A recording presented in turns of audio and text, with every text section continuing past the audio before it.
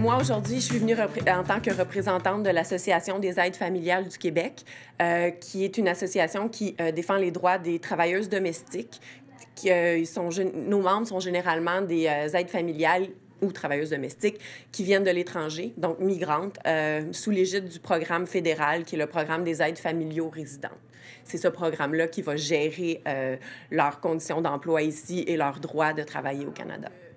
Le programme fait en sorte qu'ils ont des conditions extrêmement restrictives qui sont associées à leur statut ici, dont un contrat de travail qui est au nom de l'employeur. Donc, leur droit de travailler au Canada est relié à un seul individu qui est cet employeur-là. Et aussi une obligation de résidence. Donc, ils n'ont pas le choix d'habiter chez l'employeur lorsqu'elles travaillent. Donc, quand on met ces deux critères-là ensemble, ça fait en sorte que elles ne peuvent pas vraiment défendre leurs droits ou même aller devant les diverses commissions pour se représenter si jamais elles ne reçoivent pas de salaire parce qu'elles risquent de se faire virer par l'employeur et donc de perdre leur droit de travailler au Canada. C'est sûr que, un employeur canadien qui désire embaucher une aide familiale, il ne sait pas si il n'y a pas de nom d'aide familiale, donc il va passer par une agence de recrutement ici au Canada. Même chose pour les aides familiales. Dans leur pays d'origine, elles n'ont pas de nom d'employeur.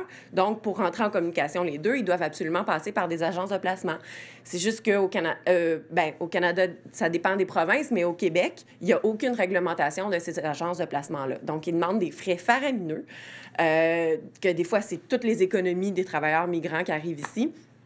Et les abus sont extrêmement nombreux, ils remplissent pas les papiers correctement. Donc, puis il y a aussi le problème des consultants en immigration. Là, le Québec a légiféré sur les consultants en immigration pour dire qu'ils doivent absolument s'enregistrer.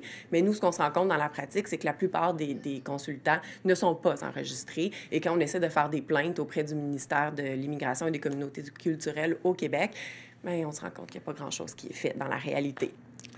Alors, moi, je suis venue démontrer l'importance de mettre des encadrements aux pratiques des agences de placement temporaire parce que les personnes qui viennent ici sur un statut de travail migrant pour les différents programmes qui opèrent passent par des intermédiaires. Ils n'ont pas le choix. Ils ne peuvent pas arriver directement ici puis se trouver un travail. Ils rentrent dans un programme. Donc, ils passent par un intermédiaire. Puis, il y a toutes sortes d'abus parce qu'il n'y a aucune règle qui a été mise en place. Donc, des frais qui sont chargés, pas d'informations sur leurs droits, des conditions de travail infernales, sous-payées, des longues heures, accidents du travail nombreuses, pas de déclaration. Il y a eu des spécialistes qui sont venus nous parler de ça, entre autres. Donc, il y a beaucoup, beaucoup de problèmes, sans compter qu'il y a des personnes qui viennent puis que rendu là, des fois, c'est un faux contrat où il n'y avait pas vraiment d'employeur. Donc, ils se ramassent dans l'illégalité.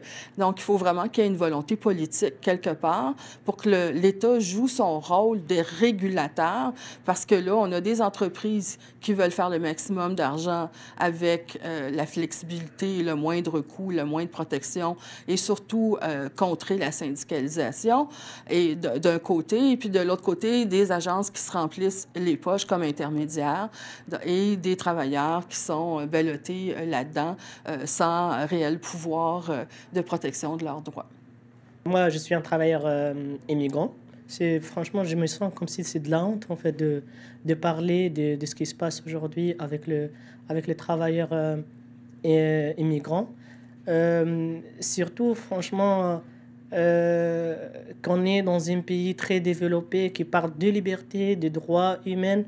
Donc, pour moi, lorsque j'entends qu'il y a d'exploitation, si franchement, j'ai jamais vu ça par mes propres yeux, je vais dire c'est impossible.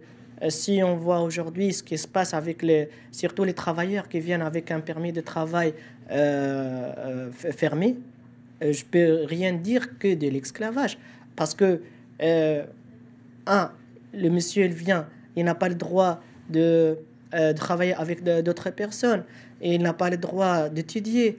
Il est là juste pour faire des efforts physiques, et c'est fini.